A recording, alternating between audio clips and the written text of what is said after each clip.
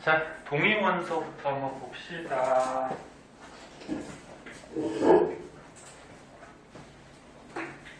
자, 동위원소라 그래가지고요. 이거 처음 들어볼 텐데, 뭐, 조금 선행했던 사람들은 들어본 사람도 있을 거고, 어떤 건지 한번 봅시다.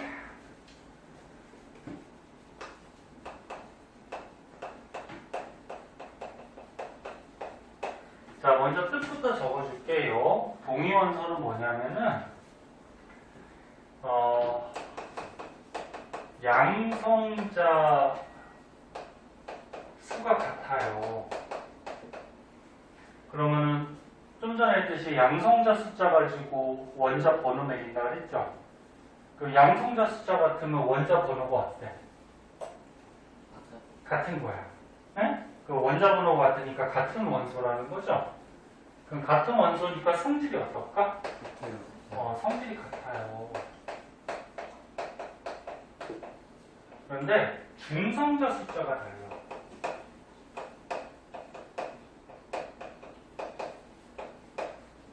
그러면 너는 질량은, 원자의 질량은 양성자하고 중성자를 더해서 질량을 따진다고 했죠? 그럼 양성자는 같은데 중성자가 달라. 그럼 질량이 어떨까? 달라요.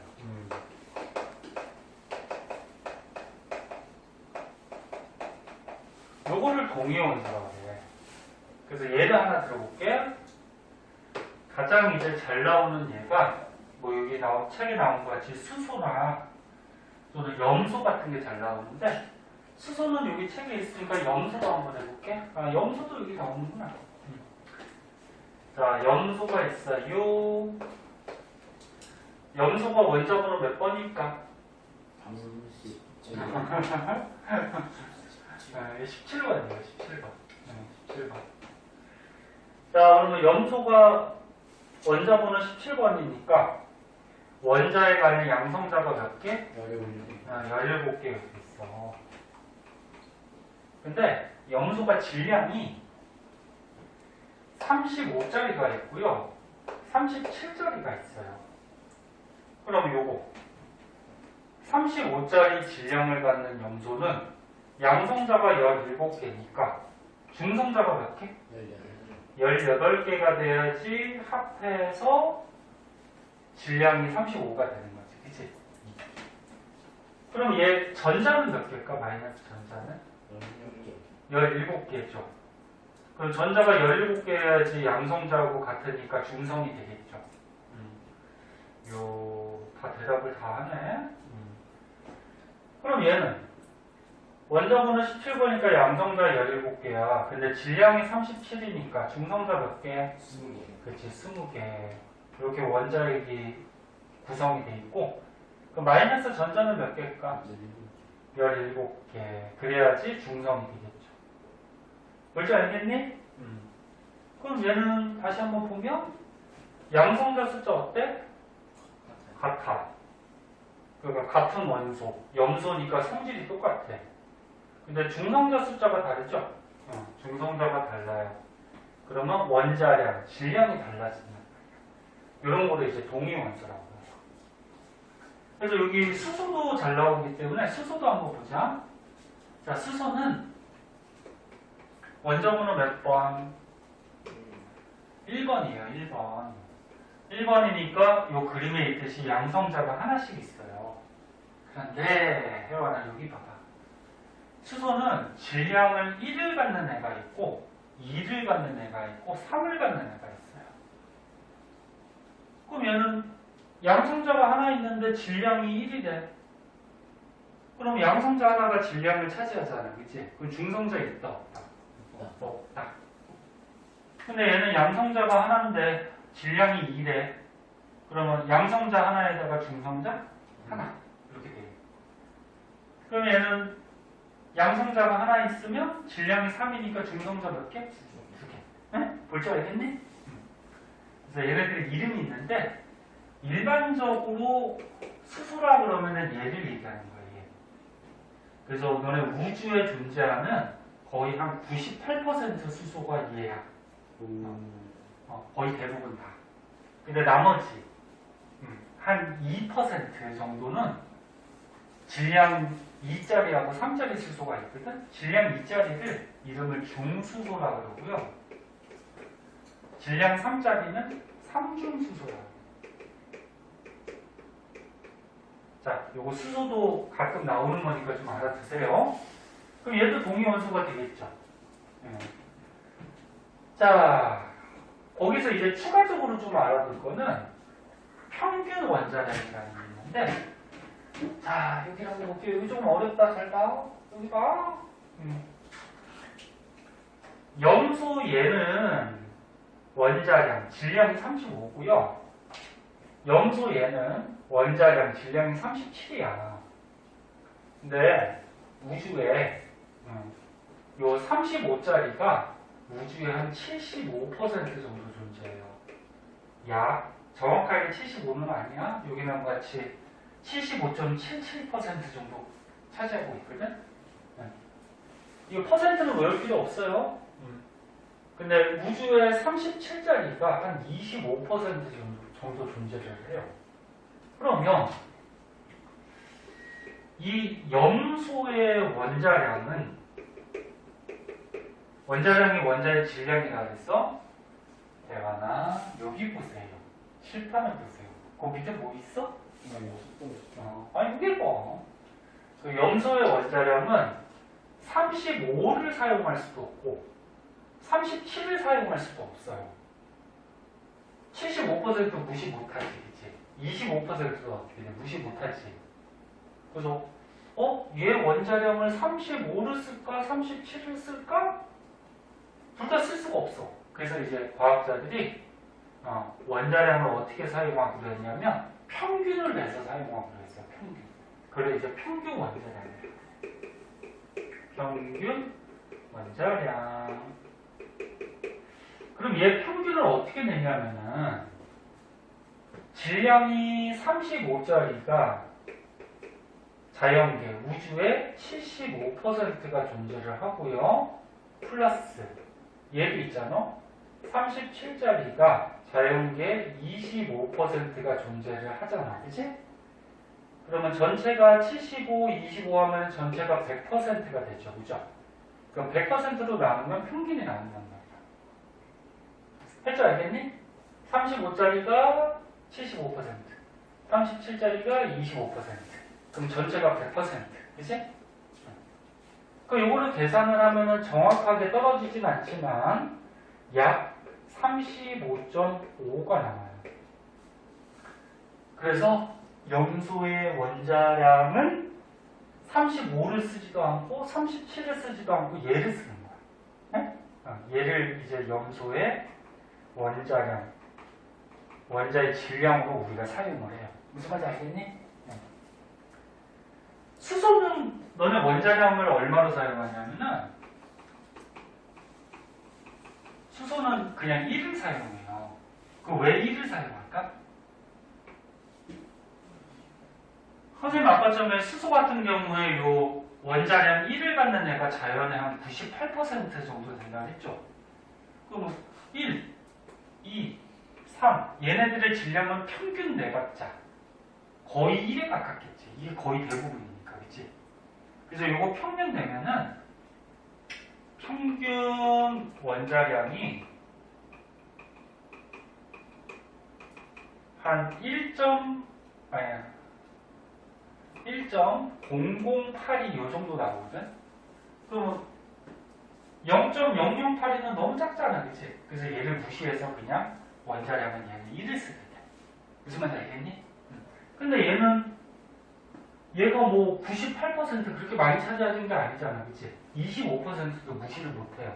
그 평균 내서 이렇게 이제 사용을 한다. 근데 평균 원자량 구하는 거를 이렇게 해도 돼요. 75%라는 거는 전체 100% 중에 75%니까 몇 분의 몇일까? 100분의 75 하면 얼마니? 4분의 3이죠? 그럼 얘를 25%라는 거는 100분의 25%를 차지하는 거니까 4분의 1의 값을 갖지.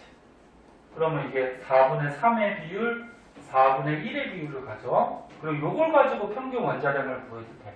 그럼 어떻게 쓰면 되냐면 질량이 35짜리가 자연의 4분의 3의 비율이 있고 질량이 37짜리가 자연의 얼마? 4분의 1의 비율이 있단 말이야. 그럼 이거는 전체가 얼마지? 1의 값이죠. 전체 값이. 1로 나눠주면 이것도 계산하면 어떻게 돼? 똑같이 나와요. 그래서 이렇게 구해도 되고 이렇게 구해도 되고. 무슨 말인지 알겠니? 네.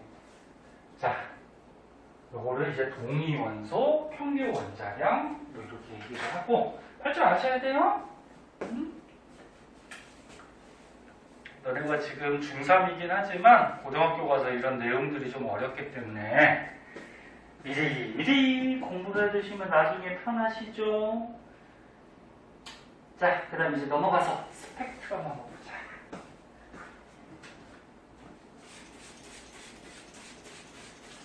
스펙트럼. 멘탈과 태영이가 가서 심심하겠다. 가서 쫓아가야 되겠어.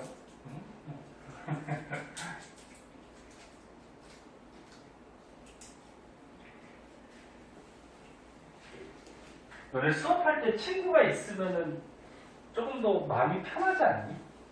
그치? 혼자 있는 것보다. 안 그런가? 태원이는 맨날 혼자 있어서 어떻게 해? 저요? 익숙해요. 익숙해? 너 저번에 비호하고 많이 친해진 것 같더니만. 그냥 혜원이하고 무영이하고도 친하지 않아? 네. 그래? 근데 오늘은 왜 이렇게 떨어져 앉았어? 아, 저 강도이어가지고. 그래? 그래 무영이도 떨어져 앉아있지. 모형이 걸려서 걸렸어. 뭐야? 그럼 혜원이 마스크 쓰고 있어. 아니, 마스크는 뭐 답답해. 응? 답답해. 모형이 희생을 있지 않게. 자, 보자.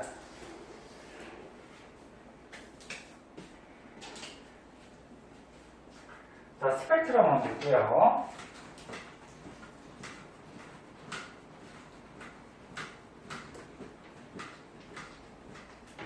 아휴, 원래 습해가지고 더 안 말한다.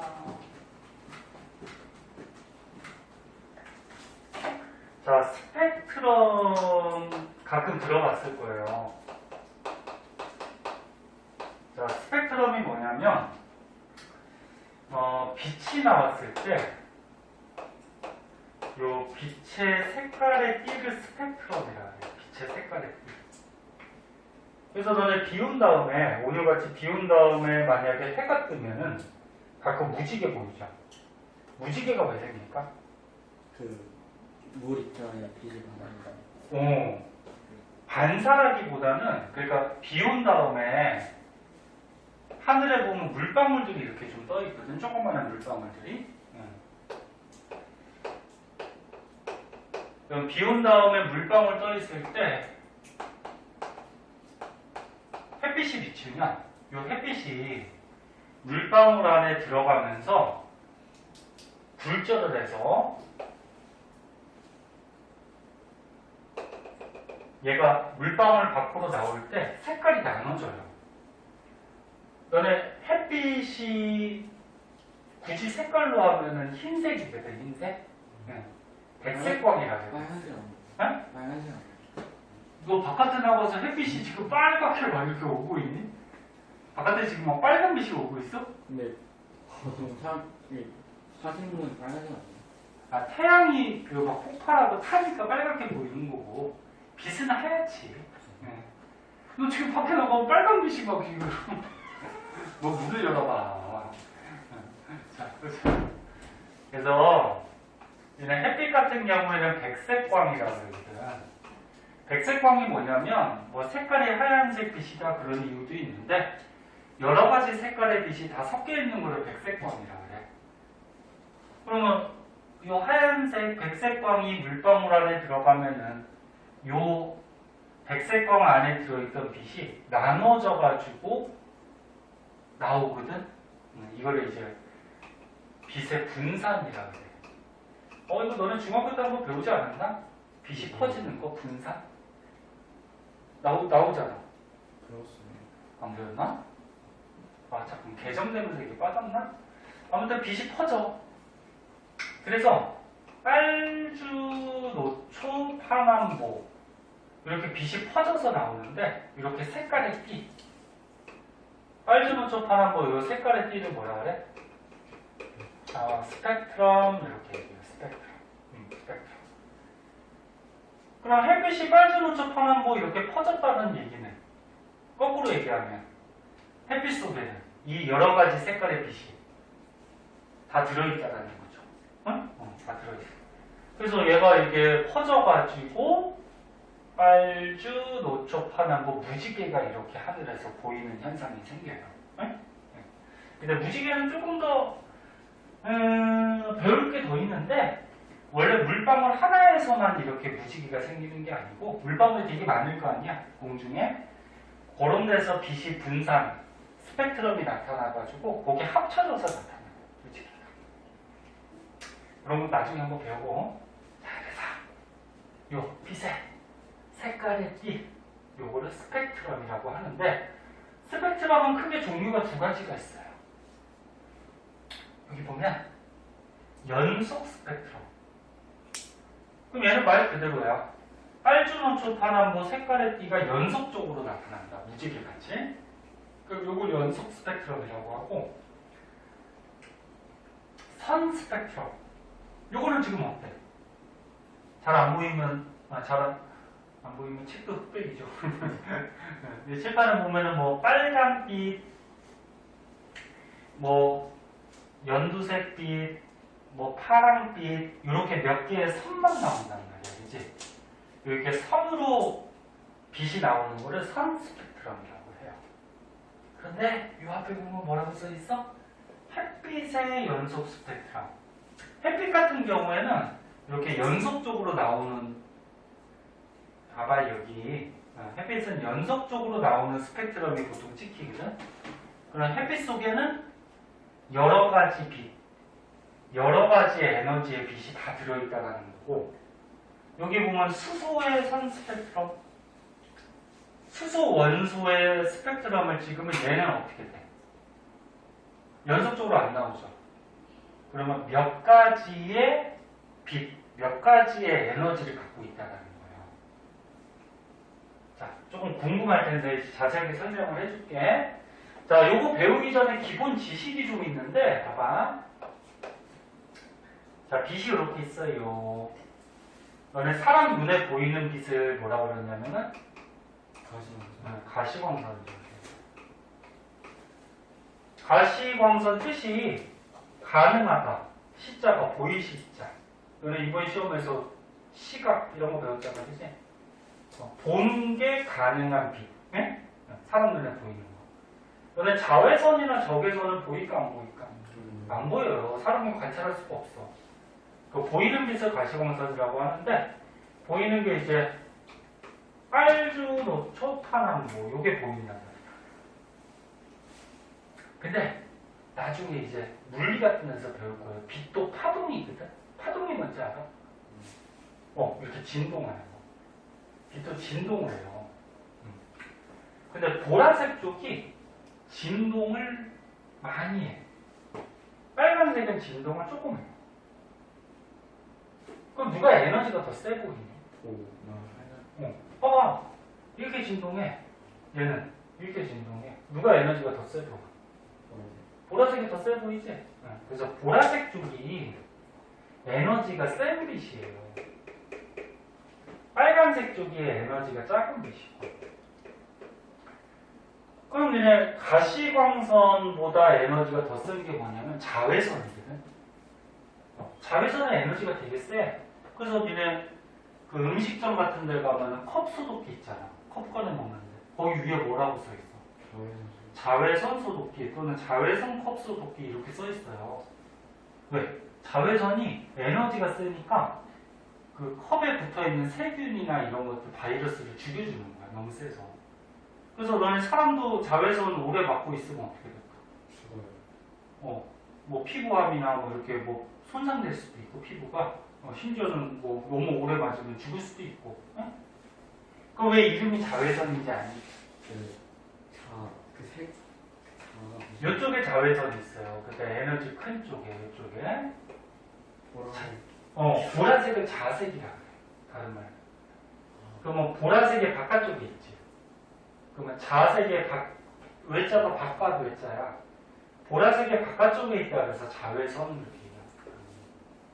그러면 적외선은 이쪽에 있어요. 적자가 붉은 적자, 빨간 적자거든? 그럼 빨간색의 바깥쪽에 있다 그래서 적외선이야. 무슨 말인지 알겠니? 그럼 에너지가 이렇게 돼. 이쪽으로 갈수록 에너지가 센 거야. 그럼 가시광선 중에서는 보라색의 에너지가 큰 거고, 보라색보다 에너지가 더 큰 건 누구? 자외선이에요. 그럼 적외선은 가시광선보다 에너지가 어때? 더 작은 거야. 네? 요거 이제 기본 지식으로 좀 알고 계세요. 응? 그리고 또 한 가지. 이렇게 써요. 이름 읽을 때는 람다라고 읽어주면 돼요. 람다. 이 표시를 람다라고 읽어줘. 이 람다가 뭐냐면은 파장인데, 요 E는 에너지고, E는 에너지 약자, 요 람다는 파장이라 그러는데, 파장이 뭐냐면 이렇게 진동하는 파동이 있어요. 파동에서 요 높은 데서 높은 데까지 거리, 또는 낮은 데서 낮은 데까지 거리, 요거로 파장이라 그래. 그럼 얘는 이만큼이죠. 그치? 그럼 보라색 쪽이 파장이 긴 거야, 짧은 거야? 짧은 거야. 파장이 짧다. 그럼 지금 빨간색 쪽이 요 높은 데서 높은 데, 요걸 마루라고 하거든, 마루. 낮은 데는 볼이라고 하고. 나중에 한번 배워. 그러면 얘는 파장이 어때? 보라색보다는 길어요. 자, 그래서 너를 주의할 게 있어. 봐봐. 주의할 게.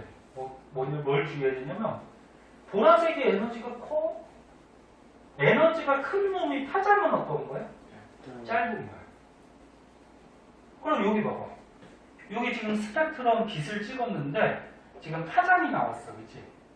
파장인데 이쪽 보라색 쪽이 숫자가 작지, 파장이 작지.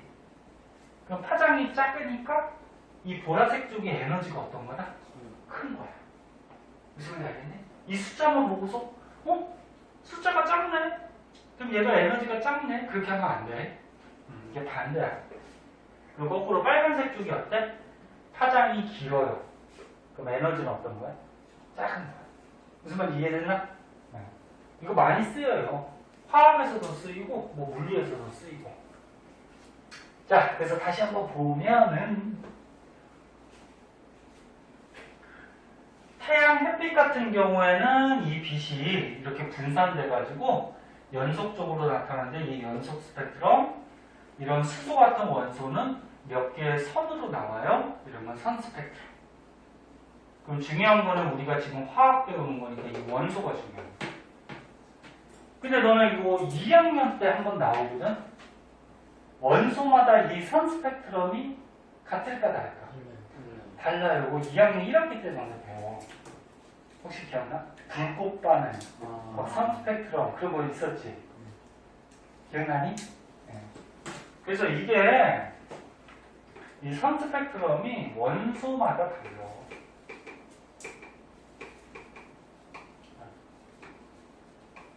그것도 알아두시고. 그럼 이 선 스펙트럼은 어떻게 찍냐면 이렇게 찍어요.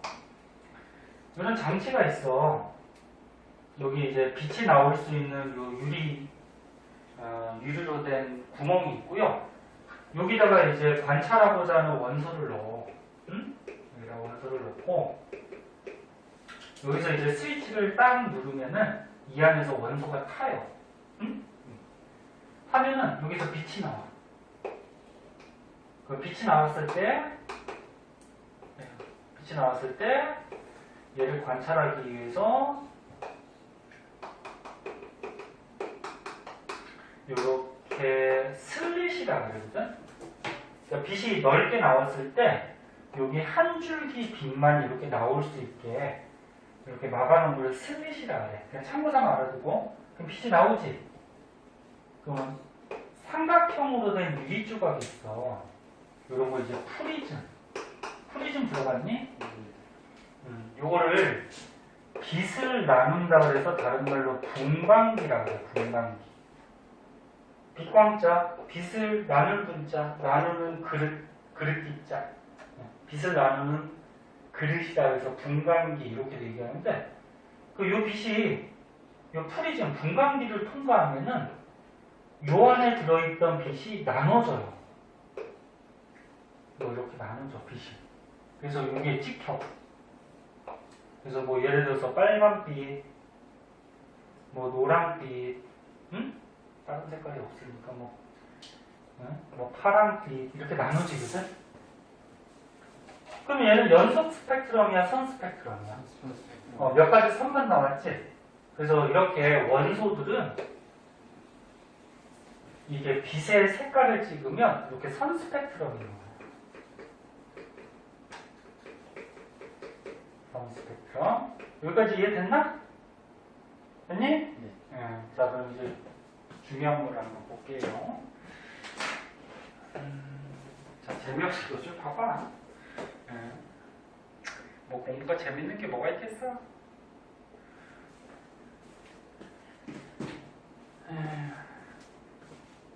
근데 공부를 또 재밌어 하는 사람도 있거든? 태환이 재밌어 하잖아. 맞냐? 공부 재미없어? 재밌어? 재미없는 재미없는 건 아니야? 그래서 너네 뭐를 할 때 재미없다 그러면 계속 재미없고요.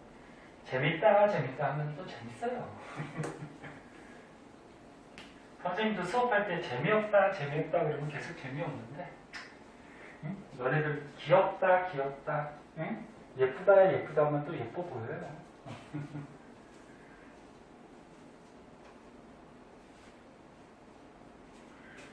자, 봅시다.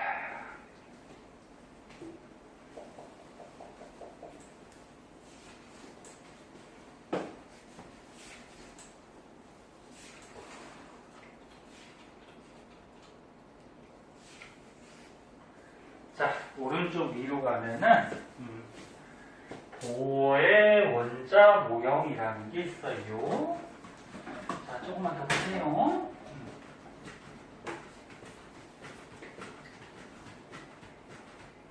보는 뭘까? 이름이겠죠, 그죠? 과학자 이름이에요. 오, 유명한 과학자거든. 원자를 지금까지 배웠듯이 그 물질이 이루는 입자, 그치? 자, 이게 뭔지 한번 보면은 보의 원자 모형.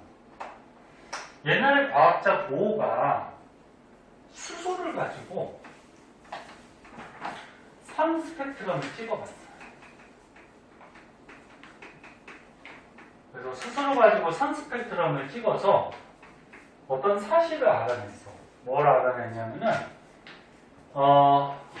전자들이 돌아다니는 에너지 준위 좀 말이 어려운데 에너지 순서라는 거야.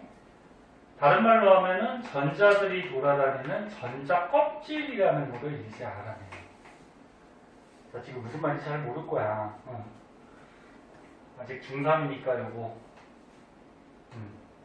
좀 배우기 전이니까 봐봐. 그 무슨 얘기냐면 수소는 원소야, 그치?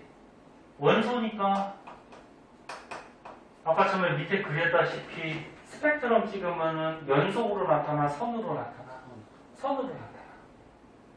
그러면 스펙트럼 찍으면 이렇게 몇 개의 선으로 나타난다는 얘기는 수소 안에 에너지가 연속적이지가 않고 몇 개의 에너지를 갖고 있다는 거, 몇 개. 그가 여기서는 지금 3개 보이겠지, 그치? 무슨 말인지 이해하나? 그래서 실제로 어떻게 되냐면 수소 안에 원자핵이 있죠. 원자핵이 있고 전자가 요 주위를 막 돌아다니지, 그치? 근데 전자들이 막 돌아다니는 게 아니고 요 그림과 같이 전자들이 돌아다니는 껍질이 있어요. 껍질. 그죠? 이렇게 첫 번째 껍질, 두 번째 껍질, 뭐 이렇게 껍질들이 존재를 해요. 이렇게. 이런 식으로. 껍질은 무한대까지 있어요. 무한대. 이거 무한대 표시인 거 알지? 껍질들이 이렇게 있어요. 그러니까 전자가 여기나 요런 데서는 돌아다닐 수가 있는데 요 껍질하고 껍질 사이에서는 전자들이 돌아다니지 못해요. 그러니까 여기서 막 불규칙하게 막 돌아가요. 여기도 이렇게. 근데 이 사이에는 존재할 수 없어요. 근데 옮겨갈 수는 있어. 그러니까 얘가 이렇게 올라갈 수도 있고 얘가 이렇게 내려올 수도 있어요. 근데 옮겨갈 수는 있는데 그 사이에는 존재를 못해. 이 전자들이 돌아다닐 때 이 에너지를 보면은 이 안쪽이 에너지가 작고 바깥쪽으로 가면 갈수록 에너지가 어떻게 되냐면 에너지가 커져요. 그냥 쉽게 생각해서 원자력이 플러스잖아. 그럼 전자가 마이너스잖아. 그럼 원자력이 얘를 막 끌어당길 거 아니야. 그럼 끌어당기니까 얘가 좀 자유롭게 움직이지 못하겠죠. 근데 바깥쪽에 있는 애들은 어떨까? 원자력에서 머니까 어떨까? 끌어당기는 힘이 좀 약하겠지? 그럼 좀 자유롭게 움직여 다니겠지? 그러니까 얘가 에너지가 커 바깥쪽으로 갔어. 전자가 이렇게 올라갈 때는 에너지가 커지는 거야, 작아지는 거야? 커지는 거지. 그럼 얘가 올라가려면 에너지를 흡수해야 돼. 그러니까 쉽게 얘기해서 첫 번째 껍질의 에너지가 뭐 얘에서 20이야. 두 번째 껍질이 100이야. 그럼 얘가 이렇게 올라가려면 에너지를 얼마 흡수해야 되니? 80. 그렇지, 80을 흡수해야 돼. 그 에너지를 얘가 80을 얻으면 올라갈 수가 있어. 그럼 거꾸로 내려올 때는 어떻게 될까? 에너지가 방출되겠죠. 그러니까 100의 에너지를 갖고 있다가 얼마를 내보내면 내려갈 수 있어? 80을 내보내면 내려갈 수 있죠. 그죠?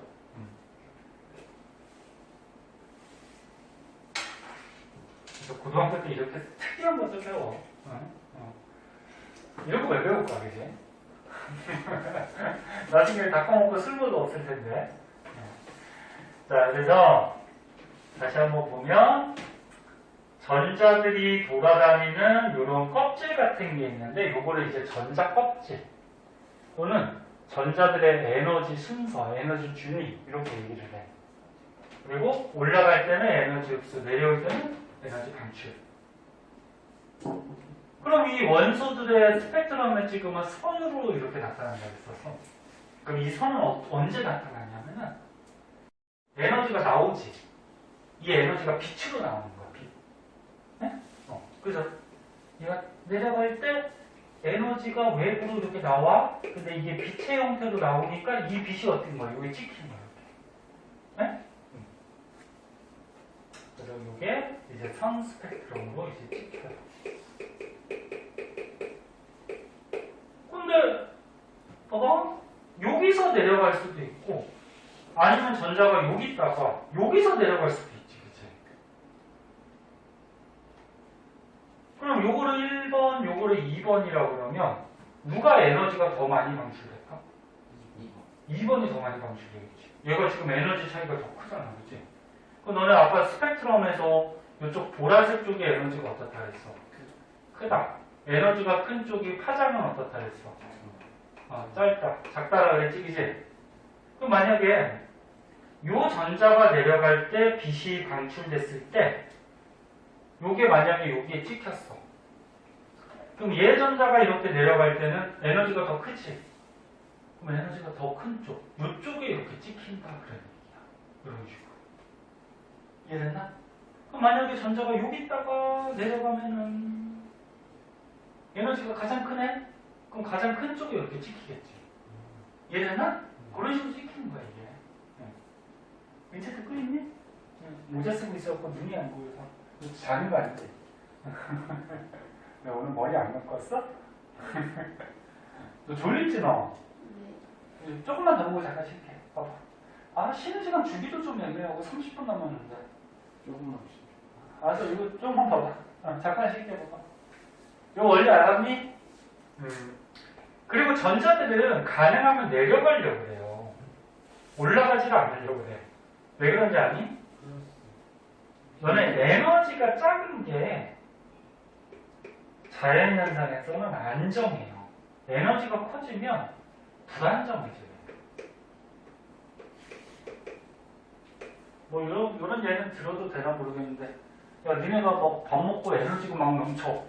응? 그리고 너네 가만히 앉아있니 막 돌아다니니. 에너지가 많으니까 막 돌아다니겠지. 근데 니네 밥도 못 먹고 막 에너지가 별로 없어. 그럼 어떻게 해? 가만히 있지, 안정적으로, 그지? 자연현상은 에너지가 작을수록 안정해. 응? 에너지가 클수록 불안정. 그러면 안정한 쪽으로 자꾸 바뀔까? 불안정한 쪽으로 자꾸 바뀔까? 세상의 현상은 안정한 쪽으로 자꾸 바뀌어. 너는 이거 분필을 이렇게 세워두면 불안정하지? 그러니까 지가 어떻게 해? 이렇게 쓰러지지? 쓰러지면 안정하잖아. 그러니까 안정하려고 쓰러지는 거야, 지가. 응?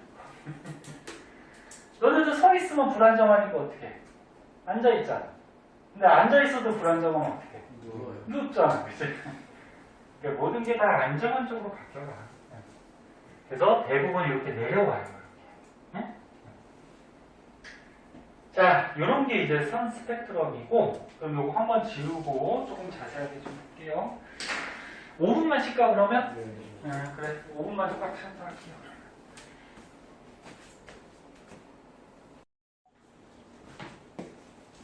자, 우리 좀만 더 봅시다. 자, 볼게요. 이거 하던 거는 끝내야지. 자, 그래서 다시 한번 적어보면은, 보어의 원자 모형. 그래서,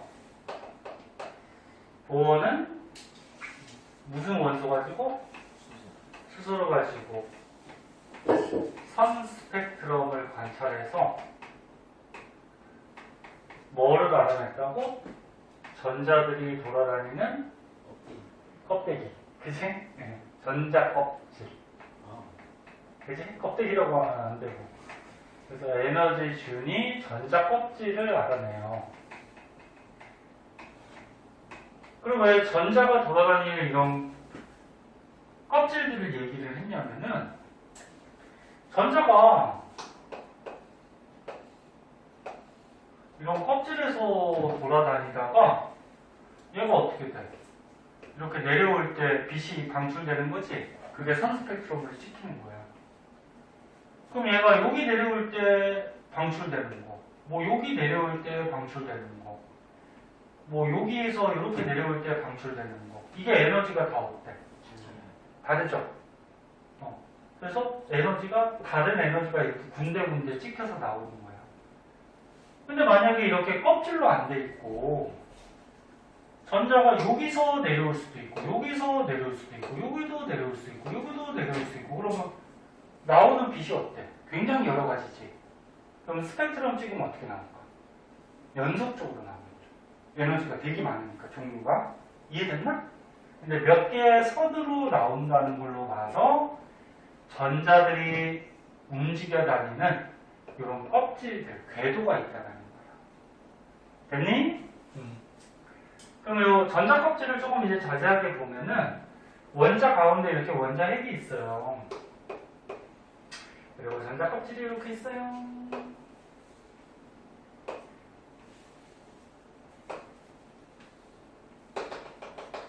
무한대 같이. 이럴 거죠. 선생님, 저 간격이 좁을수록 방출되는 양이 적어요. 이제 설명해 줄게. 설명해 줄게. 자, 너네 가장 안쪽 껍질에 이름이 있는데 알파벳으로 하거든? 가장 안쪽 껍질을 뭐라 그러냐면 K 껍질이라고 해. 그래서 K부터 시작해. 알파벳. 그럼 K 다음에 뭐니? L, M, N 이렇게 껍질 이름이 정해져 있어. 옛날에 보어라는 과학자가 왜 A부터 안 시작했는지 알아? 헷갈려서. 헷갈려서? 만약에 여기를 A부터 하면은 과학은 어떻다 그랬어? 나중에 새로운 게 발견되면 바뀐다 그랬죠. 그럼 자기가 여기를 A로 사용했는데 나중에 만약에 이 안에 뭐가 또 발견됐어. 그럼 문자 쓰기가 애매하잖아. 그치? 그래서 한 중간부터 했대요. 뭐 그런 얘기가 있어요. 그래서 중간부터. 자, 그래서 껍질 요게 이름이고 아까 얘기했듯이 안쪽 껍질의 에너지가 크다 작다? 작다. 그리고 작은 게 뭐라 그랬어? 안정한 거라 그랬고 바깥쪽으로 갈수록 에너지가 어떻게 된다? 크다. 커지면은 불안정해진다. 자, 그래서 요게 있고요.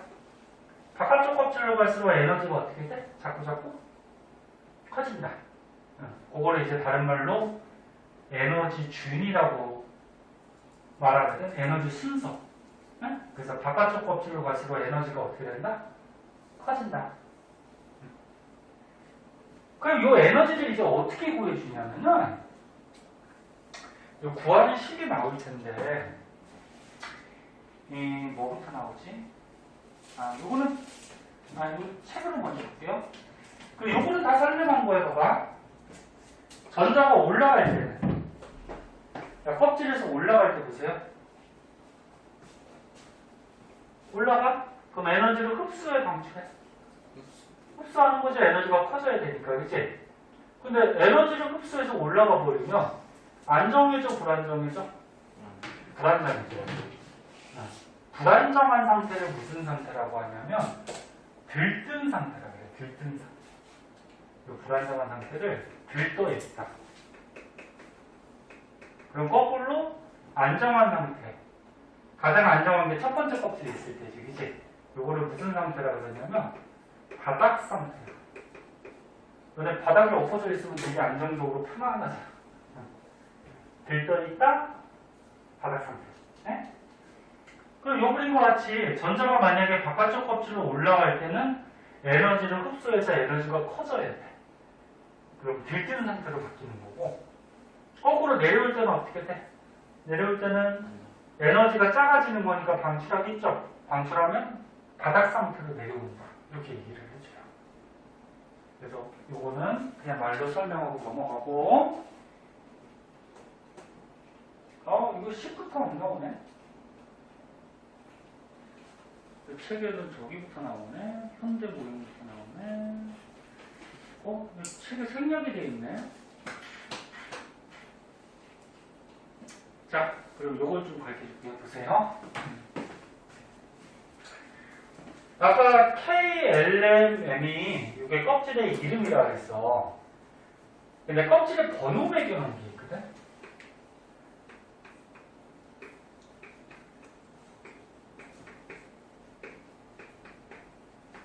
이렇게 껍질을 번호로 매겨놨어요.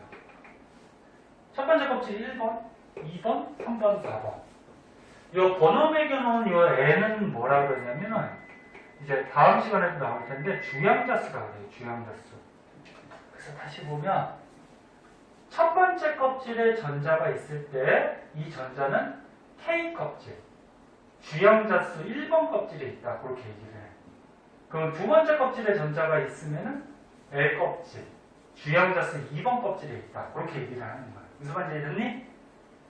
그러면 이 전자들이 있을 때 얘네가 갖고 있는 에너지는 어떻게 구하냐면 식이 있어요. 책에 안 나왔네. 이게 왜 안 나왔지?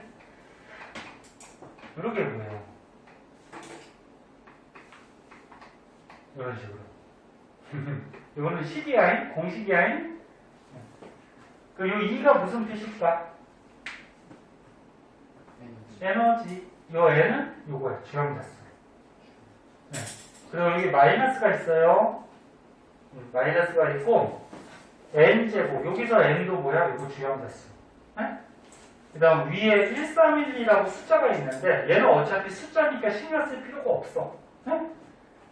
숫자니까 너네 수학에서 파이도 숫자잖아. 상수. 그치? 그냥 파이라고 쓰잖아. 그래서 이거는 1312를 굳이 계산할 필요는 없고 상수라서 그냥 뭐 K라는 문자나 아무런 문자를 쓰면 돼. 뭐 1312를 써도 되고 그럼 이게 무슨 얘기냐면, 야, 전자가 여기 첫 번째 껍질에 있어. 이 전자가 갖고 있는 에너지는 여기다가 주영자 수의 1을 대입시켜봐. 그러면 첫 번째 껍질에 전자가 있을 때 마이너스 얼마? 1제곱분의 1312 요만큼의 에너지를 갖고 있어요. 응? 이거 구하는 식이야. 선생님 이 식 어떻게 나왔어요? 물어보지 마. 그러면 두 번째 껍질에 전자가 있을 때 얘가 갖고 있는 에너지는 주영자 수 2를 대입하면 되죠? 얼마? 마이너스 2제곱분의 1312 이렇게 되는 거예요. 그럼 얘는 마이너스 3제곱분의 1312 마이너스 4제곱분의 1312 이런 식으로 가요. 그럼 이게 에너지가 어떻게 되는 거니? 커지는 건지 작아지는 건지? 커져요. 헷갈리지? 니는? 바깥쪽으로 갈수록 커져요. 커지는 거야. 얘네 숫자에서 0이 있으면 이렇게 있어. 자, 요거 숫자 4개만 있으면 누가 제일 큰 거니? 0이 제일 큰 거지? 그 다음에 마이너스 1이고, 그치? 이게 마이너스 값이거든, 지금? 마이너스 값인데, 지금 분모가 어떻게 돼? 1, 4, 9, 16, 분모가 자꾸 커지지? 그럼 봐봐. 마이너스 빼버리고, 분모가 자꾸 커지면 이 전체적인 값은 어떻게 되는 거야? 작아지는 거지? 근데 앞에 마이너스가 있어. 그럼 마이너스 값이 작아져. 그럼 커지는 거지, 지금. 무슨 말인지 이해하나? 이게 자꾸 커지는 거야, 지금. 커지는. 그럼 이제 바깥쪽으로 갈수록 에너지가 크다 그랬으니까 가장 바깥쪽이 누구야? 이거 무한대예요, 무한대. 그 무한대에 만약에 전자가 있을 때 가장 큰 값이니까 얼마나 가질까? 마이너스에서 가장 큰 게 얼마야? 0이 아니고 에너지가 0 이렇게 돼요. 조금 복잡해 보이지만 이렇게 돼. 그러면 좀 어려워 이게. 고등학교 때 어려워. 그러면 전자가 만약에 두 번째 껍질에서 첫 번째 껍질로 내려와. 그럼 에너지가 방출되지. 이때 방출되는 에너지는 얼마만큼이냐 계산을 하라 그러면은 너네 만약에 에너지가 여기가 1이고 여기가 3이야. 그럼 전자가 이렇게 내려왔어. 얼마의 에너지가 방출되니? 2가 방출되지. 그럼 요 2는 어떻게 구한 거야? 큰 값에서 어떻게 한 거야? 작은 값을 뺀 만큼이 방출이 되겠지. 무슨 말인지 이해됐나? 그럼 지금 얘가 에너지가 커, 두 번째 껍질의 에너지가. 두 번째 껍질의 에너지가 크지? 그럼 얘가 이렇게 내려올 때 방출되는 에너지는 큰 값. 누구? 마이너스 2제곱분의 1312. 여기에서 어떻게 하면 돼? 첫 번째 값. 마이너스 어떻게? 1제곱분의 1312를 하면은 큰 값에서 작은 값 빼면은 얘가 내려올 때 방출되는 에너지가 나오겠지. 그치?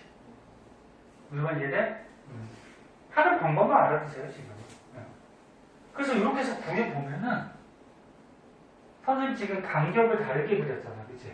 다르게 그린 이유가 여기서 여기를 빼면은 이 값이 가장 커요.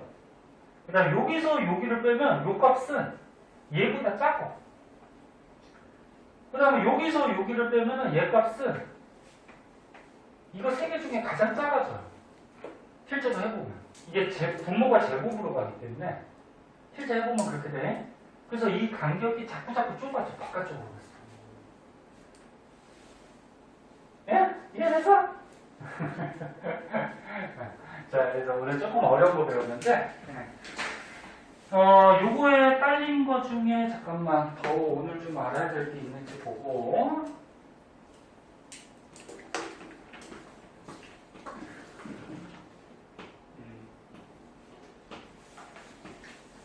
이건 다음 시간에 해야 될 것 같고 오늘이 화학이 끝내지를 못했네.